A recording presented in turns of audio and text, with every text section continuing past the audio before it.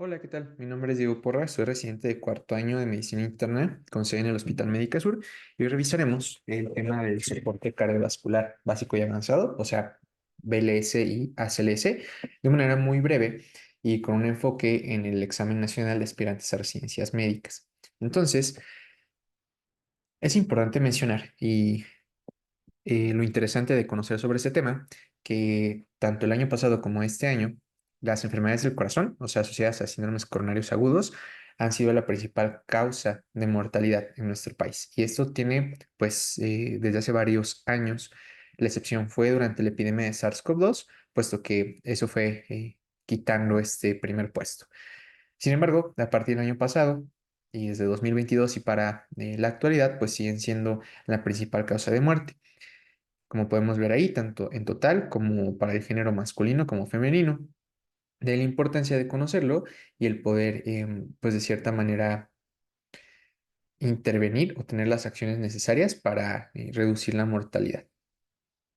Entonces, por eso, pues vamos a hablar un poquito al respecto de qué podemos hacer en esas situaciones y básicamente en eso se concentra el curso de soporte cardiovascular básico y avanzado. Como podemos ver en estas noticias, hasta el 80% de los decesos por enfermedades cardiovasculares en México son prevenibles y pues vamos a hablar un poquito al respecto.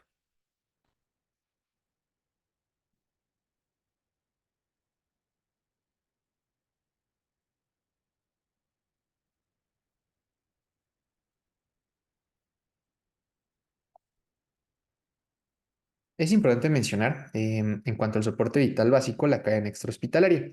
Esta siempre tiene como componentes la activación del sistema de emergencias, posteriormente la reanimación cardiovascular de alta calidad, que ahorita también vamos a revisar las características. Se debe favorecer una desfibrilación lo más eficaz e inmediata posible, un soporte cardiovascular avanzado, los cuidados posparo adecuados cuando se llegue al área pertinente y finalmente la recuperación. Entonces, estas son las partes de acuerdo a la Asociación Americana del Corazón. Dentro de todo lo que podemos hacer, hay que estudiar al reanimador, ya que de acuerdo a la capacidad de este o al entrenamiento son las intervenciones que se pueden realizar. Hablamos de alguien que no tiene un entrenamiento adecuado, solamente será un reanimador lego, es decir, solo va a realizar compresiones torácicas usando solamente las manos. Entre mayor sea el nivel de entrenamiento, pues mayor serán las intervenciones. Hablamos de un nivel más o menos intermedio cuando realiza ventilaciones de rescate y en ciclos de 30 compresiones por 2 ventilaciones. Y un equipo de alto rendimiento se coordina con varios reanimadores con el objetivo de poder mejorar los desenlaces. Y también vamos a hablar un poco sobre los equipos de alto rendimiento. En el soporte cardiovascular, tanto básico como avanzado, se sigue la secuencia CAB, es decir, se le priorizan las compresiones, después el manejo de la vía aérea y finalmente la ventilación, es decir, se busca que exista una buena ventilación. Y para hablar un poco de soporte cardiovascular básico, recordemos que el primer paso siempre será confirmar la seguridad de la escena. La segunda parte engloba comprobar si la víctima responde, pedir ayuda en voz alta a las personas que se encuentren cerca, activar el sistema de respuesta a emergencias a través de un dispositivo móvil o el informarle a las demás personas que se necesita ayuda y dentro de estas instrucciones solicitar un desfibrilador externo automático.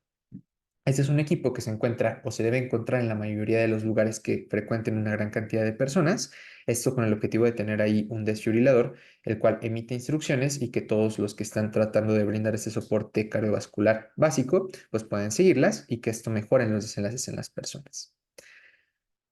Cuando nosotros realizamos todos estos pasos y confirmamos que hay una víctima, pedimos ayuda, activamos el sistema de emergencias y obtenemos un DEA, o sea, que lo traigan, tenemos tres caminos. Y para estos tres caminos debemos comprobar durante 10 segundos si la víctima respira o no respira, o si tiene alteraciones en la ventilación, es decir, si jadea o boquea, y al mismo tiempo comprobamos el pulso. Esto durante 5 a 10 segundos. Si la respiración es normal y hay pulso, solamente hay que controlar y vigilar hasta que lleguen los reanimadores. Si la respiración es anormal y se detecta pulso, debemos proporcionar ventilaciones de rescate, y estas se dan en esta frecuencia. Una ventilación cada 6 segundos o 10 ventilaciones por minuto. Y cada 2 minutos vamos a comprobar si hay pulso. Si todavía hay pulso, continuamos con estas ventilaciones hasta que llegue el sistema de emergencias y si no hay pulso, iniciamos inmediatamente la reanimación cardiopulmonar. Y en este punto es importante sospechar intoxicación por opiáceos. El antídoto sería la naloxona. Esto viene muy de acuerdo a las guías más recientes. Sin embargo, el escenario más importante es cuando el paciente no ventila y no tiene pulso, es decir, se encuentra en un verdadero paro cardiorrespiratorio. En este momento nosotros debemos iniciar la reanimación cardiopulmonar avanzada realizando 30 compresiones con 2 ventilaciones y en cuanto el desfibrilador externo automático o DA llega donde nosotros estamos realizando estas compresiones, hay que comprobar si el ritmo es desfibrilable o no. Y para esto debemos conectar los parches a la persona o a la víctima y esperar las instrucciones del DEA. Si el ritmo es desfibrilable, el aparato lo va a decir y va a administrar una descarga. Y posteriormente reanimaremos el RCP, así hasta que llegue el soporte avanzado. Si no es desfibrilable, el aparato nos los va a indicar y vamos a continuar con las compresiones hasta que llegue el equipo de reanimación avanzada. Básicamente, y de esta manera muy general, es como explicamos el algoritmo de reanimación cardiovascular básica. Recapitulando un poco y con las imágenes que nos proporciona el curso, recordemos que hay que checar la escena segura y el estado de alerta y posteriormente activar el sistema de emergencia y que nos traigan un dispositivo externo, desfibrilador externo automático o DEA. Checamos el pulso. Recuerden que desde donde se encuentra el cartílago tiroides podemos avanzarlo hacia nuestro lado, o sea, hacia el lado del reanimador, 2 dedos al lado y checar el pulso carotidio. Esto durante de 5 a 10 segundos y también podemos realizar un poco de extensión de la cabeza con elevación del mentón para desobstruir la vía aérea. Esto recuerden que cuando el paciente tiene pérdida del estado de alerta, pues los tejidos que están alrededor de la faringe pueden realizar un poco de compresión y al momento de realizar la maniobra de extensión de la cabeza, elevación del mentón, podemos desobstruir un poco esta parte. Si la respiración tiene alteraciones, pero el pulso es normal, vamos a realizar las respiraciones de salvamento que comentábamos hace un momento. Lo ideal sería realizarlo con dispositivos de barrera. Si no está disponible, no se recomienda al 100% realizar respiraciones de boca a boca, pero si tenemos disponible este tipo de dispositivos de barrera, pues lo más ideal es realizarlas. Debemos colocar la mascarilla a modo que cubra la nariz y la barbilla, y ya sea que nosotros mismos lo hagamos con esta maniobra de C y E o si tenemos la ayuda de un segundo reanimador. En dado caso de que tengamos disponible este objeto o este aditamento que se denomina bolsa válvula mascarilla, lo podemos utilizar para brindar las respiraciones de salvamento, ya sea en una reanimación con dos respondedores o solamente con uno con la maniobra de C y E.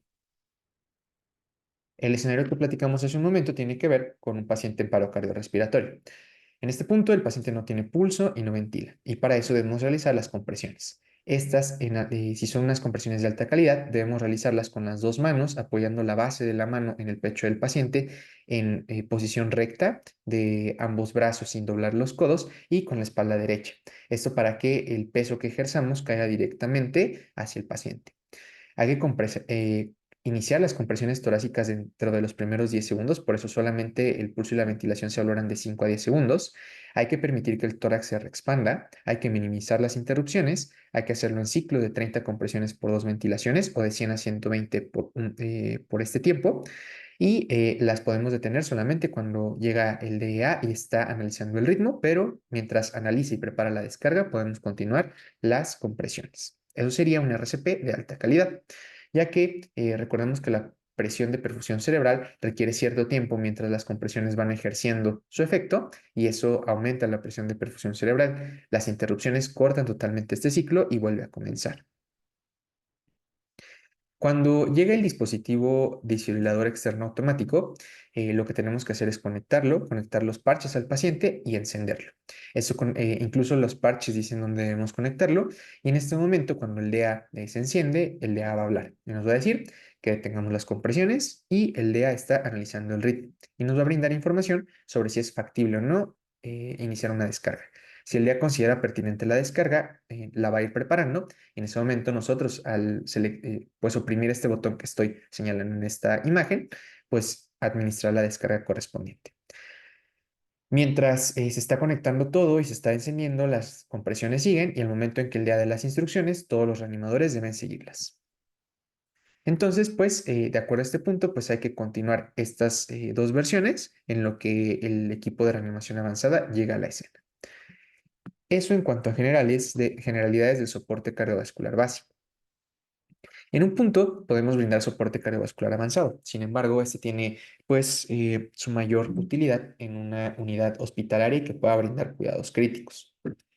Aquí la cadena de supervivencia se iría un poco más hacia la parte intrahospitalaria con reconocimiento y prevención temprano, activación de la respuesta a emergencias dentro del mismo hospital o del equipo que se necesite, RCP de alta calidad, desfibrilación, cuidados postparo y finalmente una recuperación. Y para esto debemos hablar de los equipos de alto rendimiento. Un equipo de alto rendimiento está compuesto por 6 personas y cada una tiene una función. Estas pueden ser intercambiables y todos deben estar familiarizadas con el mismo.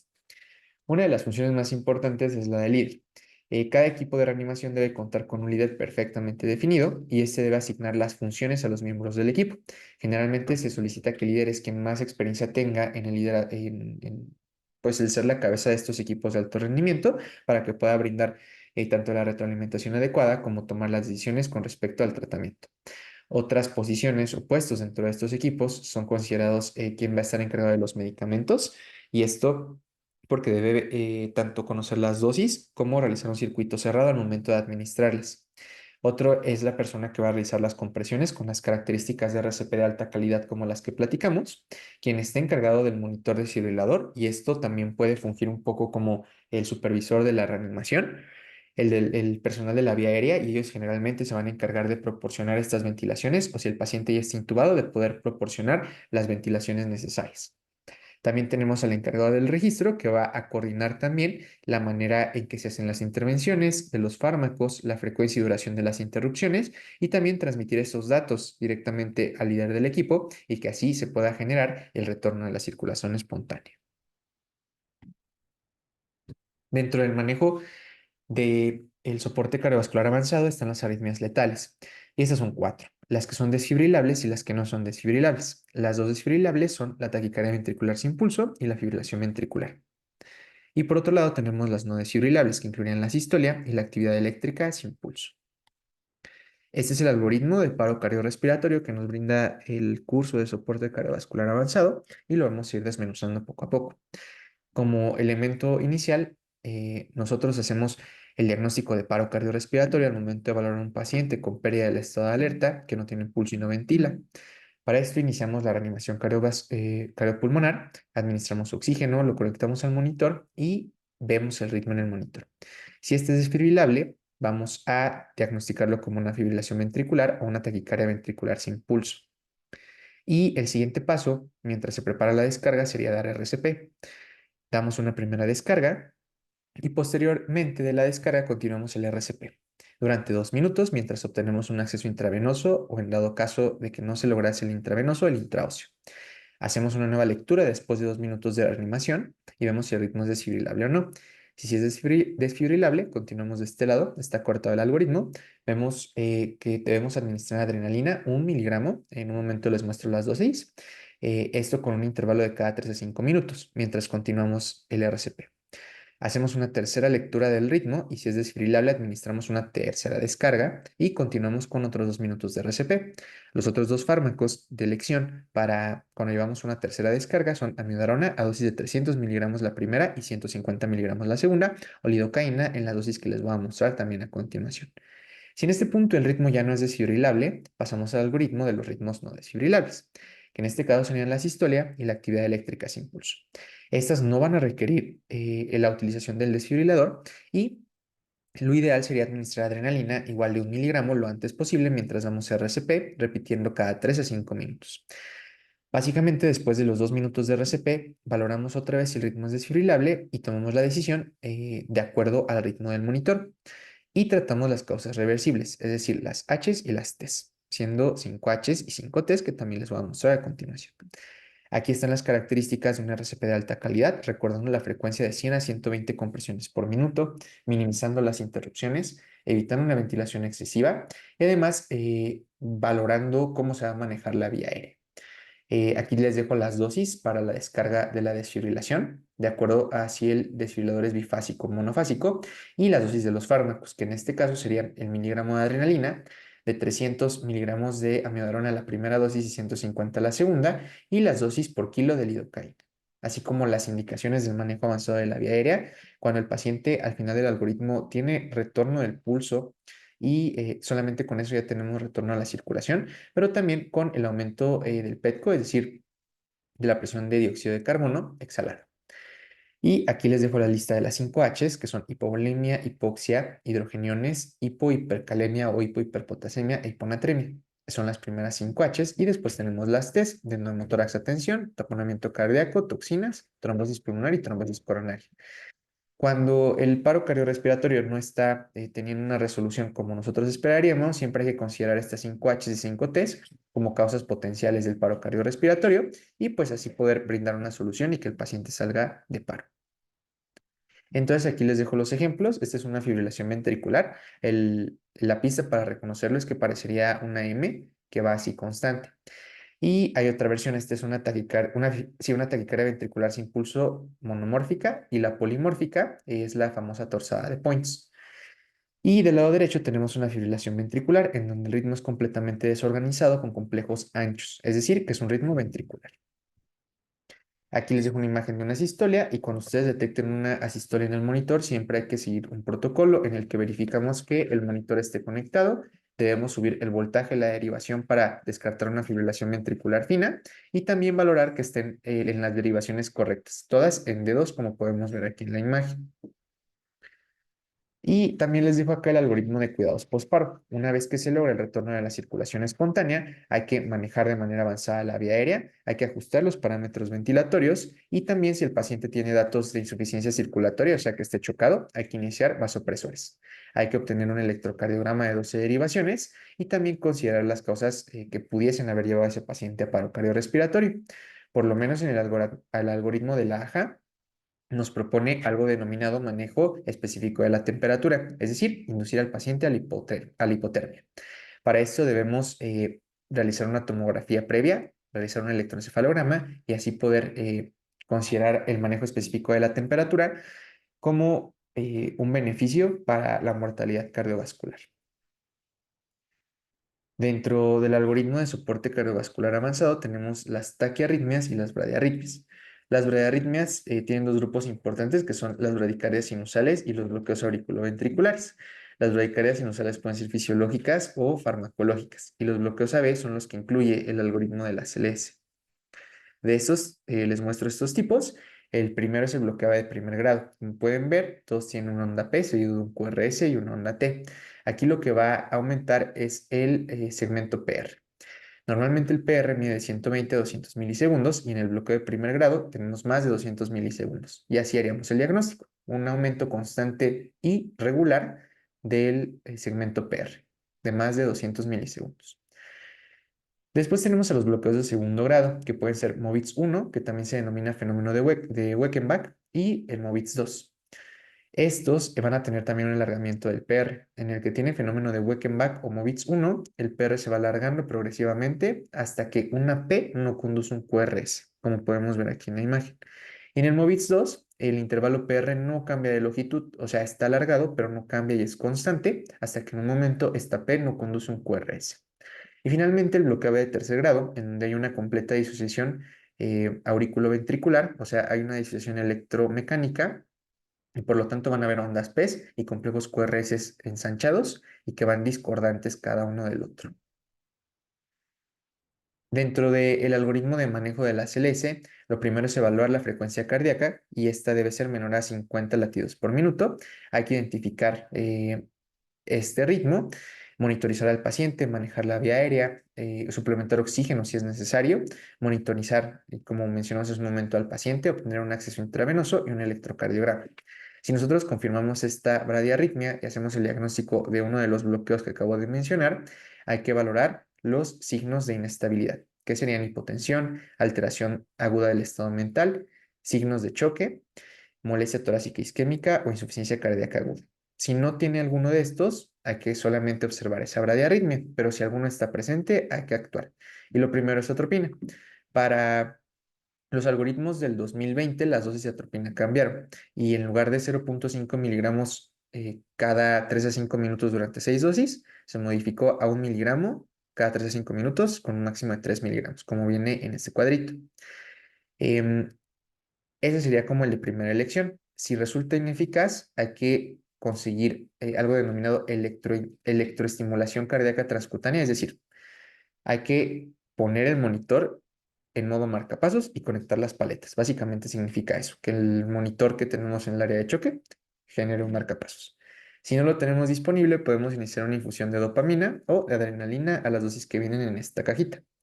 Y si eso no es suficiente para mejorar la bradiarritmia y el paciente sigue inestable, hay que colocar o realizar una electroestimulación cardíaca transvenosa, es decir, colocar un marcapasos permanente. Pero eso lo tendrá que hacer el cardiólogo electrofisiólogo y ahí concluye el algoritmo de soporte cardiovascular avanzado. Y los otros tipos de ritmo son las taquiarritmias, es decir, ritmos rápidos. Tenemos la taquicardia sinusal, que al igual que la bradicardia puede ser fisiológica o farmacológica, y luego las taquicardias supraventriculares, que incluyen a la taquicardia auricular, la fibrilación auricular y el flóter auricular. Básicamente las taquicardias auriculares, perdón, las taquicardias supraventriculares son todas esas arritmias que se generan en las aurículas. Em, es un grupo bastante heterogéneo que va a incluir estas arritmias: la taquisinusal, la fibrilación auricular, que es la arritmia más arrítmica, el flóter auricular, que la diferencia es que este todavía tiene una deformidad de la onda P, que son las ondas F, y se mantiene constante, o sea, es rítmico. Y la taquicardia supraventricular, es decir, ritmos rápidos, regulares y con QRS bastante estrechos. Al momento de identificar una frecuencia cardíaca mayor a 150 latidos por minuto en el paciente, hay que identificar y tratar la causa. Y para esto debemos repetir lo de las bradiarritmias: mantener la vía aérea, administrar oxígeno, monitorizar al paciente, un acceso intravenoso y un electro. Y con eso nosotros valoramos un ataque arrítmico. Buscamos signos de inestabilidad, es decir, hipotensión, alteración aguda del estado mental, signos de choque, molestia torácica isquémica o insuficiencia cardíaca aguda. Si no están presentes y el QRS es estrecho, hay que realizar las maniobras vagales. Y estas son el hecho de que el paciente sopla a través de una jeringa o la elevación pasiva de piernas. Eso de picar los ojos o hacer un masaje carotidio, pues ya no, solamente son esas dos. Si no responde a las maniobras vagales, debemos administrar adenosina y las dosis vienen en esta cajita de acá. La primera dosis es de 6 miligramos, seguido, y si no responde a la primera dosis, hay que administrar otros 12 miligramos. Eso sí está estable y el QRS es estrecho. Si está estable y el QRS es ancho, nos saltamos las maniobras vagales y administramos adenosina. Y si desde un inicio está inestable, el tratamiento de elección sería la cardiovención sincronizada. ¿Cómo hacemos una cardiovención sincronizada? Solamente hay que utilizar el monitor y en lugar de desfibrilar y en lugar de marcapasos le ponemos modo cardioversión sincronizada. La diferencia es que aquí va a haber un puntito en cada complejo QRS y la desfibrilación se va a dar en ese complejo. Entonces así hacemos una cardioversión sincronizada con previa sedación del paciente y es así como el algoritmo de la sesión mecánica del corazón nos marca el soporte cardiovascular avanzado. Eso sería todo de mi parte. Muchas gracias.